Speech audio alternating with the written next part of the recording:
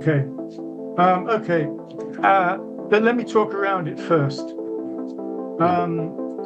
I came across some work by Roy Friedan in 1998. He wrote a book, Science from Fisher Information. And that was very interesting to me because of how he dealt with information.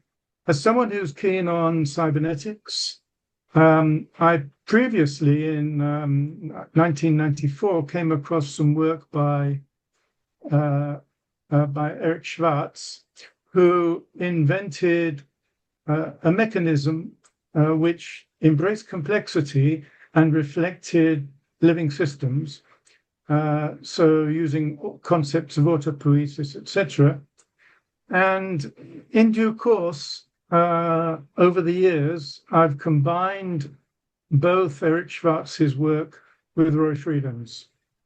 So let me start off by explaining the title. Information realism was actually discussed by Floridi in 2010 or 11, I can't recall, when he proposed that it is not matter that creates reality, it's actually information, and that matter is a consequence of information. That was implied by Roy Friedan's work, in which he discussed information as being the foundation. And his interest was to take measurements of reality and try and improve what those measurements indicated. So he used Fisher information to do this, which is a statistical distribution that was invented by Fisher in the 1920s and has become very important. So what is Fisher information? I have it on the front page. It is a coherence-seeking principle that guides systemic emergence by minimizing uncertainty and stabilizing informational structures normally used with a corporeal context. By that I mean what you can see and what you can touch. But is also valid within the incorporeal, in other words, what goes on in the head, and you can't touch, you have to intuit or indirectly identify what is happening. It quantifies how well a probability distribution responds to changes in a parameter. And this is called an information curvature. The sharper the curve, the more precisely the parameter can be estimated. And Roy Friedan devised a theory which enabled a sharper curvature to occur. So that was the basis of his ideas, and he used his theory in order to show that from basic information structures, i.e. probability distributions, you could actually derive all of the physics that is used, for instance, Schrödingerian equations, etc., all of the standard physics equations that are currently used to describe the world. And he did this by hypothesizing that there was some sort of constant in the universe called J information. And that J information manifested as reality, something that you could observe. And if you go to that reality, you can then measure it. But to get a better measurement, you needed to use Fisher information. So I've had lots of discussions with him since 1998, and we published a few papers together. And the work has only recently come to a head within the last 2 years. And this year, I published a paper some call it a book, and it's a pre-publication paper, which has got about 140, 150 pages in it, which describes information realism as Fisher information field theory. So what is Fisher information field theory? By the way, if anyone wants to interrupt, please do. I have to add one explanation about what Maurice you are talking about with our session, which is focused on getting ready to die. So some people may have a little bit of confusion about why you are talking about this. But Maurice had told me weeks ago that he believes that the latest work is the best work. So Maurice is presenting his latest work as his best legacy work. So that's why he's talking about introducing this. Yeah, we will be happy to listen to what you are to say. Let me move on from what you're saying. What this latest work does is to encompass all my previous works within it. So let me just move on, and I'll show you what I mean. Let me see. Yeah. Okay. Here we have the basis of a model on the left. On the top is the corporeal universe, and underneath is the incorporeal transverse implicate. Now, these ideas come from David Bohm, who said that there is an implicate and an explicate, and the implicate, in a sense, is manifested as the explicate. Now, all of my modeling, my parametric modeling over the years has really been in the implicate, and I have never really considered that there was anything else until I discovered this field theory. And this field theory controls all of the other models that I've ever generated. So one can actually describe parametric models, all of them that I've ever written since my first papers in 1970s. And you can describe them in terms of field theory and the relationship between the parameters that control the fields and how the fields affect the parameters. Does that make sense? Yes, I think it does, Maurice. Can I just add a little comment here? I think this is becoming well understood today, that it's consciousness that governs the universe, and that consciousness in turn produces knowledge, which produces artifacts, which produces behavior. I agree entirely. In fact, the ability to generate what the field theory actually does is show you where consciousness arises and how it can be described from first principles. It's no longer that materialism is unable to deal with consciousness. But this field theory can actually deduce it and explain it and indicate how it functions and how it affects everything else.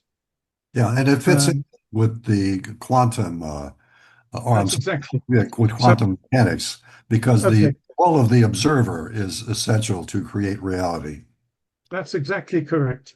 In the diagram you see in front of you, the bottom under the line is all of the incorporeal. In other words, it's unobservable. If you go to the corporeal, and if you take this whole model and drop it into the corporeal, you end up with quantum structures.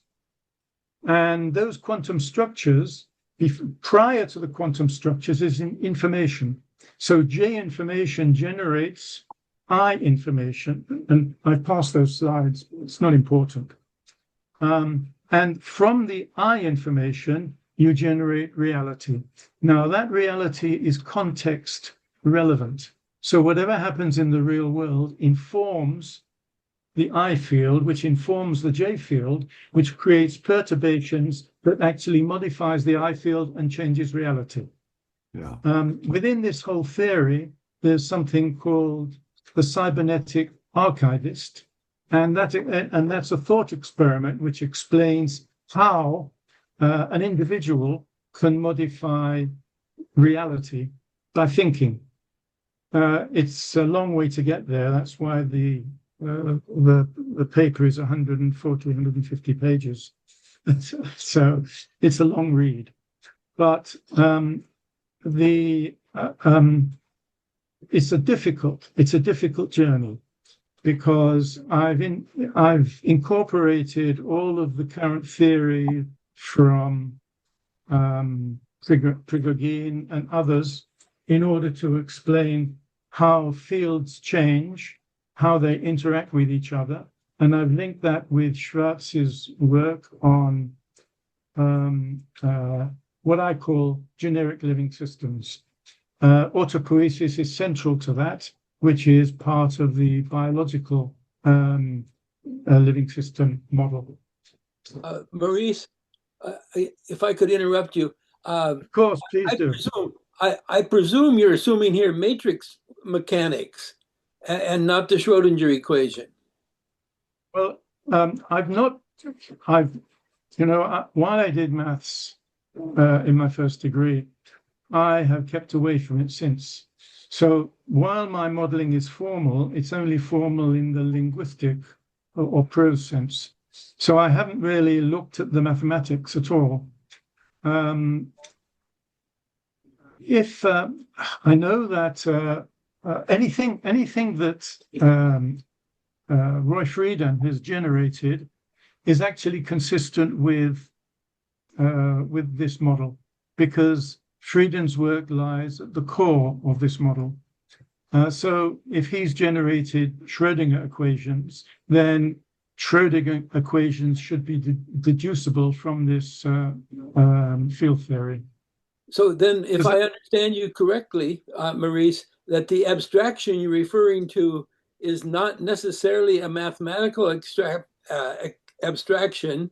It is rather a consideration of your perspectives of language. Yes, you could say that. Remember, I've been working in cybernetics, non-mathematical cybernetics, ever since I met Stafford Beer when I was a youngster.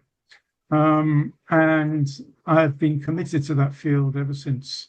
So mathematics I understand mathematics, but I tended to keep away from it, and I tend to prefer prose descriptions. Thank you. Okay. Any other questions? I think this is foundational. It's important. It's basic to understand the nature of reality and the universe. Yeah, me too. Yeah. Let me take you back to a slide. Let me take you back a slide. So, physical reality cannot explain emergence, adaptation, or consciousness. Matter is really a consequence of information. And the Fisher information field theory provides a unified structure in which there are three types of field, J, I, and K. And K is really what I call the sustentative field, which is an overall controller. And you get the relationship between J and I, which is here, is autopoiesis. And that links in with other things. So I'm not going to read through this. So what we have here in the incorporeal, anything that is in the implicate controls what is in the explicate. And the explicate is where the fields are. So this one, this substructural operative domain, is where you get structure. And the explicate I field is actually in superposition. Now, this isn't quantum superposition, it's informational superposition, but it means the same thing. Down here in the J field, you have the implicate and you have the explicate. The implicate is where the parameters are. The explicate is really, this is dispositional, and it defines everything else about the where the field is going, where the agency is going, because I call this agency. But the only thing about J is that it's not structured. It just has a lot of information all bundled together, but it has meaning in one form or another. And then we have the K domain, which again is the controller. So let me move on. Here we have the formalized model that I always use. Now, in this one, I've actually indicated the different relationships between the systems. So we've got the sustentative, dispositional, and operative. Again, I set it up in fields, but normally I would set this same model up in terms of parameters. So for instance, last year, I wrote a paper which explained how ASEAN was an organization in the Asian area, was inadequate in terms of how it's able to create its processes and make decisions. So what I needed to do was set all of these operative systems up in terms of parameters. I wrote a book with Gerhard Fink, in which this was set up in terms of personality theory, and this whole model was indicative of how personalities worked. I wrote a paper last year on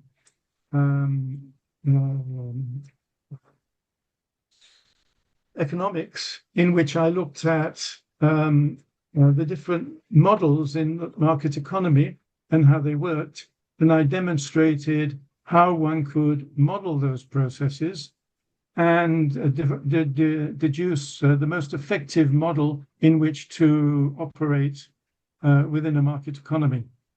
So it's been used in many, many different areas, but previously only in terms of parametric processes. This current model enables one to identify how those parameters arise and what their relationship is with the fields. So here's a description on the right-hand side, which is the thought experiment. And traditional really can't explain phenomena of emergence, etc. Struggles to account for how new structures and behaviors spontaneously arise beyond the sum of the physical parts, how systems can anticipate, self-adjust, evolve in dynamic environments, and how subjective, self-reflective experiences emerge that cannot be reduced by physical processes alone. So information realism through FIFT, as I call it, posits that information is the foundation of reality. It captures how biological, social, and artificial systems self-organize, etc. Belief is an active principle shaping how information is selected, interpreted, and applied to systems. And so that goes on. The cybernetic archivist is a recursive informational agent, continuously encodes, organizes, and retrieves systems informational history, maintaining dynamic memory.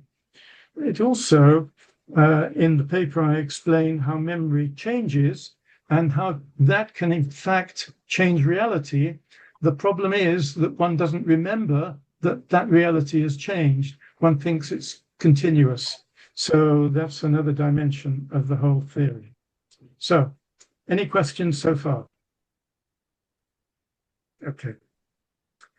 May I? Yeah. Yes.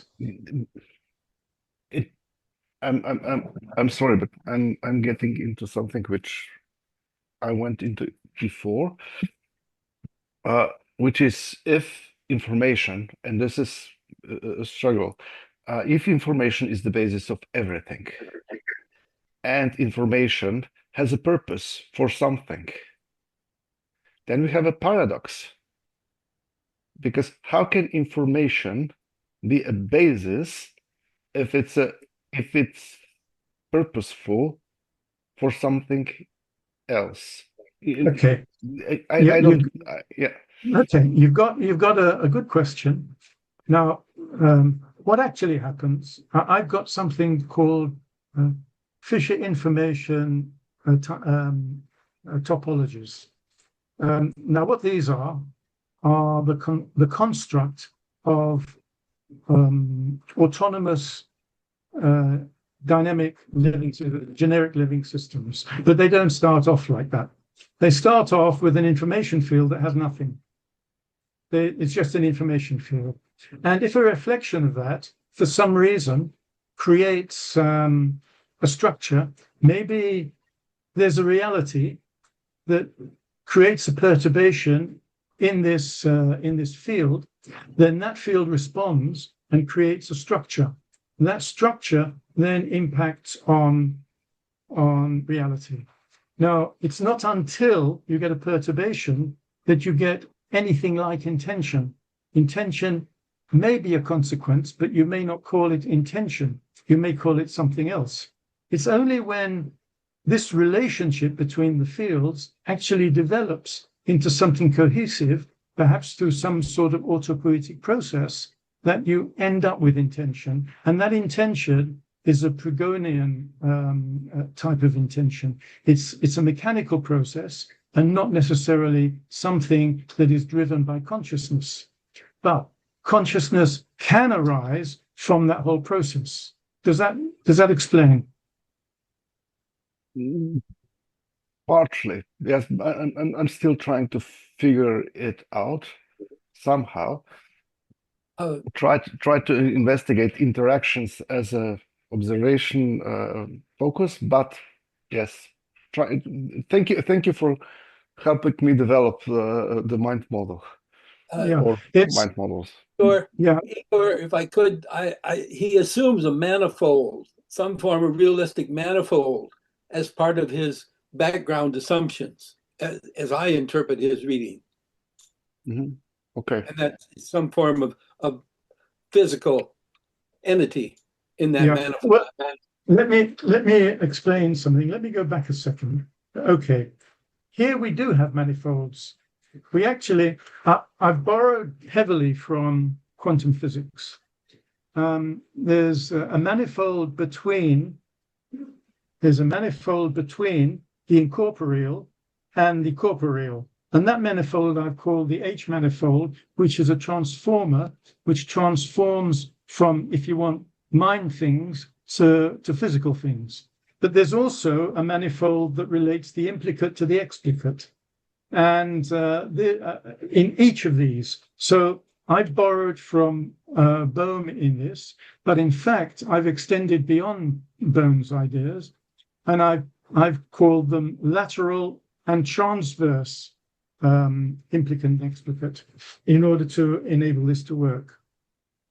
And those manifolds are actually mathematical constructs that I borrowed from the mathematical area.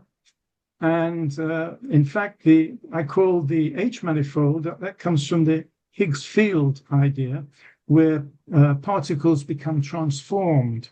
So I borrowed that. And another thing you've got to recognize is the relationship between the implicant and explicate is also entangled. So everything that happens in the explicate is immediately observed in the implicate and vice versa. As well as having functionality that enables the implicate to affect the explicate processes. So it's quite complex. So thank you for that comment. Maurice, I have a question. Yeah.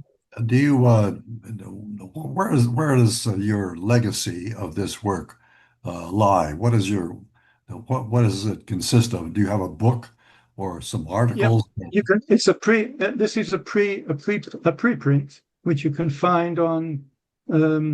You can find it on ResearchGate. You can find it on SSMR. You can find it on academia.edu. Yeah, or you can find it in Zenodo. Zenado gave me an OAD number, DOI number, sorry. Yeah, because that was So, the purpose of Jason's charge to us to identify what knowledge we leave as a legacy as scholars. yeah.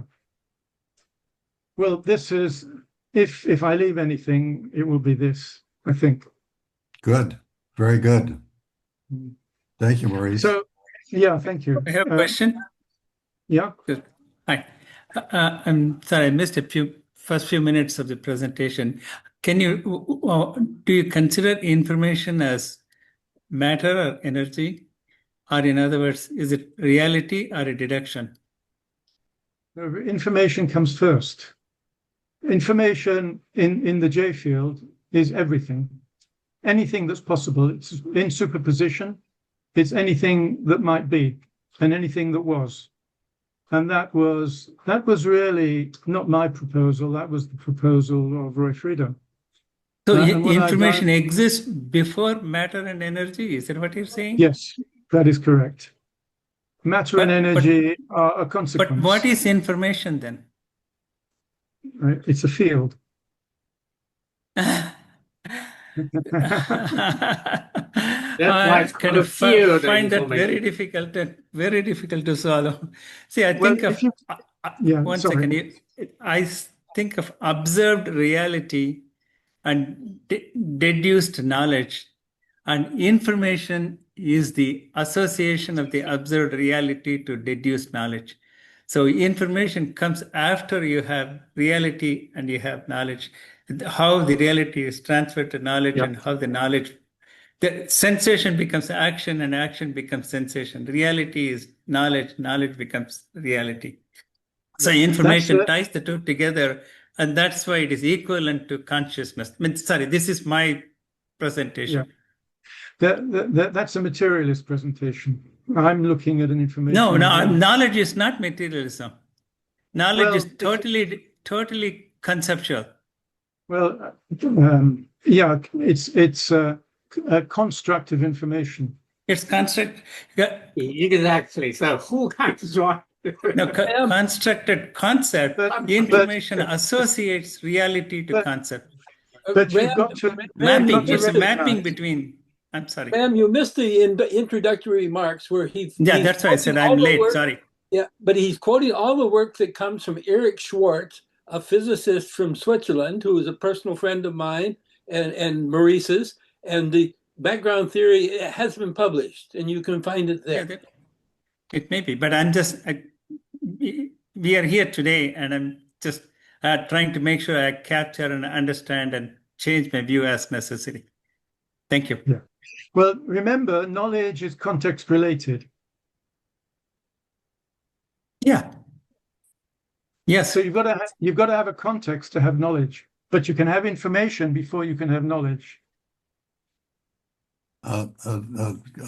Jason, can I ask you, how are we doing on time? We have 5 presentations. No, we have doing 2. Maurice and the Yolles. So don't worry. I see. Okay. Let's see if there's something else here that I can skip to. Okay. I restricted myself to 7 slides. I could have done it in 20. So I've actually applied this. I have a number of application areas. I looked at forests as reflective cybernetic intelligences to show how they work and how you can use the field theory in order to evaluate how they work and to measure them and to find out how they respond to different situations. I've used it to explore AI integrated internet, the Internet of Things infrastructures, to show how the Internet of Things can function within an information field theory. I've looked at the governance of water and energy and food nexus in order to explore how these facilities actually operate and how one can model them. I've looked at the quantum internet, and I've reconceived a recursive adaptive system. The quantum internet then can be seen in terms of field theory, and it can support novel functions. And as an extension of that, I've just finished today an examination of cosmic energy, and I've shown that cosmic energy is really an autopoietic process, not some physical energy that most physicists think it is. So it's really an information process. And then I looked at cosmological evolution and explored how that operated. And finally, I looked at artificial intelligence and artificial general intelligence to explain how they properly work, rather than the ad hoc processes that are currently underway empirically by simply expanding the way in which AI absorbs data under certain new regulations or constraints. Any questions on any of those? Maurice, can you share your slides with us after this? Yeah, you of course. You send it to me, I send to the whole group. Yeah, and in fact, if you want to just put up Yolles 2025 informational realism, you'll find the slides on the web, the whole paper on the web. That doesn't include the last one I just finished, which is 10 pages of looking at dark energy, because it's not yet been updated, but you will get version 10. I'm afraid I keep on updating and increasing the sections that I put in. The last one, I found some errors in my references, so I corrected them. What have I got next? That's it. That was it.